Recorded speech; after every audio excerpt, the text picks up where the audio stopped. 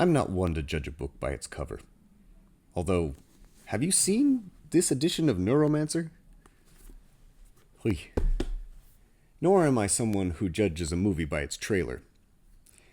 But now, Captain America 4 is coming out, and I have to be honest, the trailer really didn't do much for me. Even though The Winter Soldier is probably my favorite MCU movie. I don't want to say Marvel movie because some motherfuckers are always trying to ice skate uphill. Seems like Marvel Studios have really lost their mojo. Lost the magic, if you will. Now, I have nothing against Sam Wilson, aka Falcon. I think he's a pretty cool character in the comics. And Anthony Mackie, who plays him in the movies, I mean, he does a great job.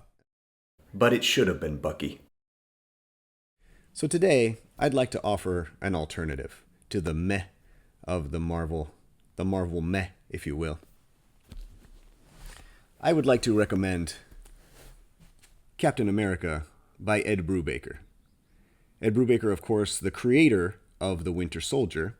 In this video, I'm going to talk about the first 3 editions by Ed Brubaker. There are 5 in total. But I'm going to talk about Captain America, the death of Captain America, and Captain America Lives. There are also 2 more.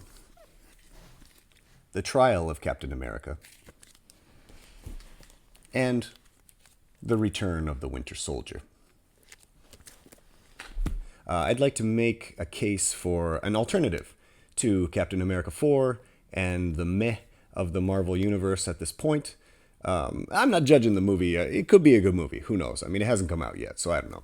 But regardless, these are really good comics, and I enjoy these thoroughly. And I just started rereading them, and I wanted to make a little video to talk about why I think it's important to read these, especially now that the new movie's coming out. I'm Chris Crescent. This is Talking Bucky Blues.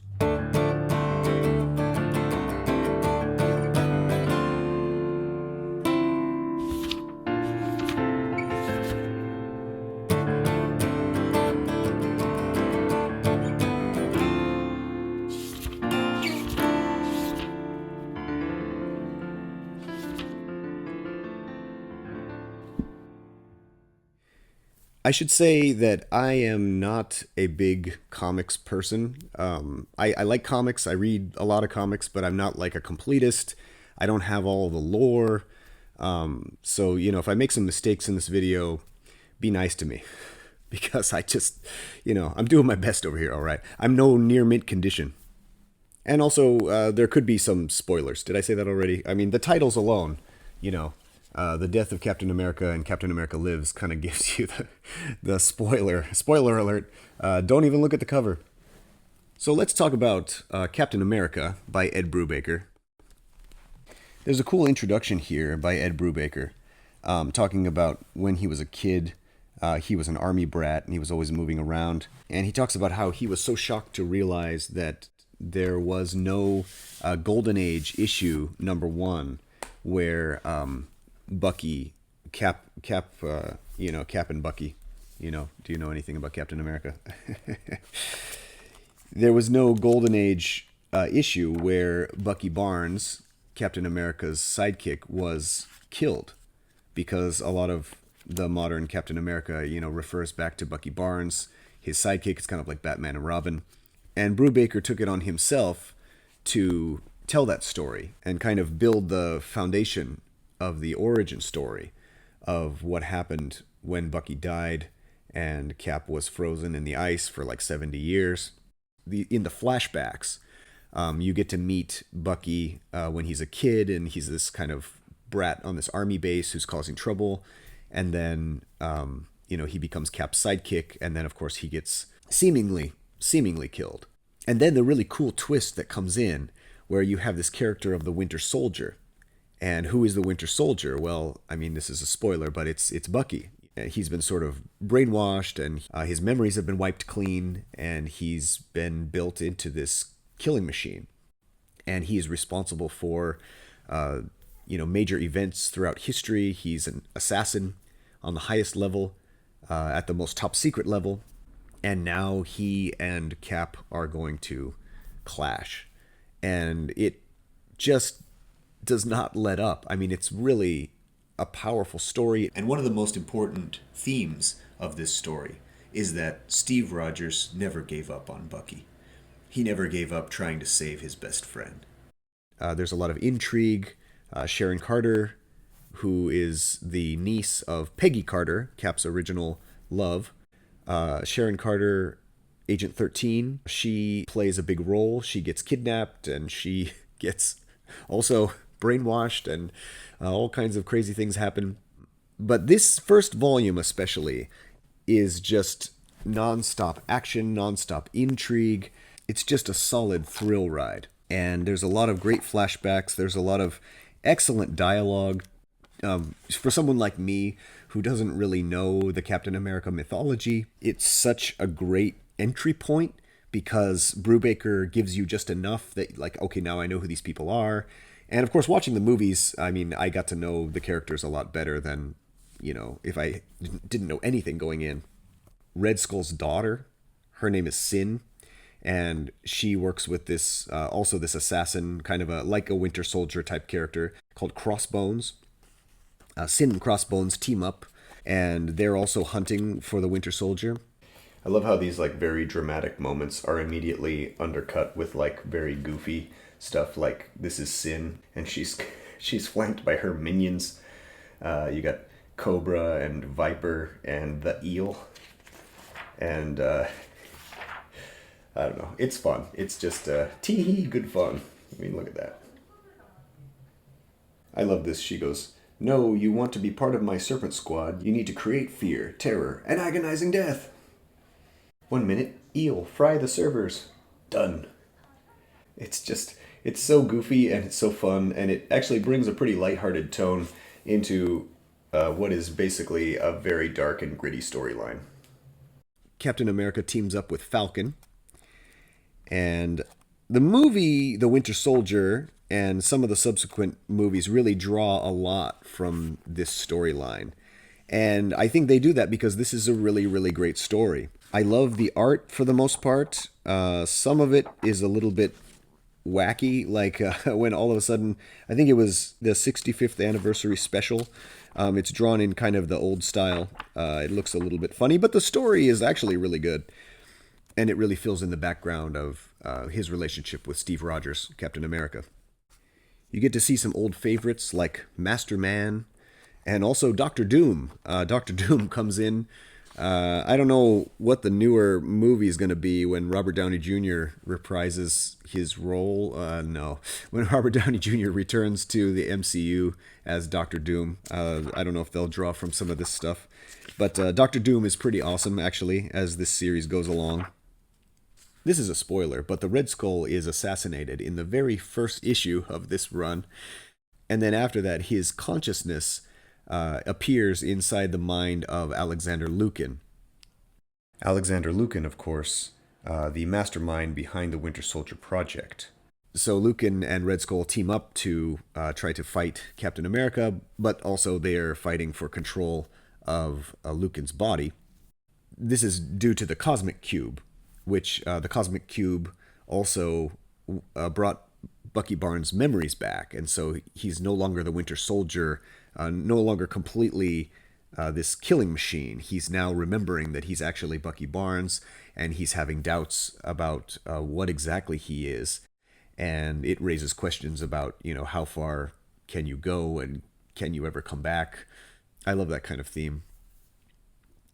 And of course, there's a giant robot battle with the sleeper robot, one of the toys of Red Skull. It's wacky at times with Bucky's arm, his mechanical arm. His arm has been detached from his body, and it actually starts sort of moving and fighting on its own, and then it climbs up the wall. It kind of reminds me of that old black and white B movie, The Crawling Hand, but it's pretty awesome. I don't know. Moving on to the second volume, The Death of Captain America. This one's pretty slim. You have Zola and Red Skull still plotting and scheming. There's a clone of Captain America too, that is in here.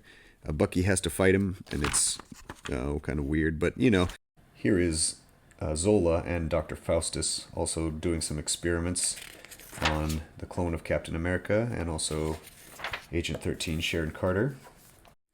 And also Natasha Romanoff, Black Widow, plays quite a big role in this. She and the Winter Soldier, Bucky Barnes, will, should I reveal, will hook up, and, they'll have a relationship as well. It kind of reminded me of the death of Superman, not because of the death so much as the, who's going to be the new Captain America? Who's going to fill this void that was left by this amazing, larger-than-life character, hero? Falcon and Black Widow and even the Winter Soldier, they all feel differently about it. And Tony Stark, Iron Man, who is the director of S.H.I.E.L.D., he also doesn't really want to have a new Captain America. And there's a big twist also about the death of Captain America, who killed him. There was a sniper who was shooting into the crowd. Was it the sniper? Was it someone else? Was it someone who was close to him? And then little by little, Bucky Barnes decides that maybe he will honor the final wishes of Steve Rogers, and maybe he will try to fill his boots, so to speak, and become the new Captain America. Sharon Carter, Agent 13, is holding Sin, Red Skull's daughter, as a hostage as she attempts to escape from the underground complex. There's a really awesome fight scene here. Any of this stuff would have been so cool in any movie. I would have loved to have seen this on the big screen.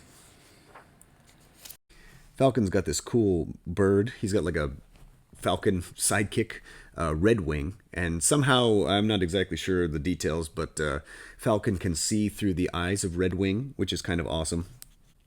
There's a cool sequence here with Natasha and Falcon. Are you sure you're hearing him right? I'm not hearing him at all, Tasha. Redwing's showing me what he saw in my head, and he saw Sharon go into that manhole yesterday after she zapped us. Didn't your bird get zapped too?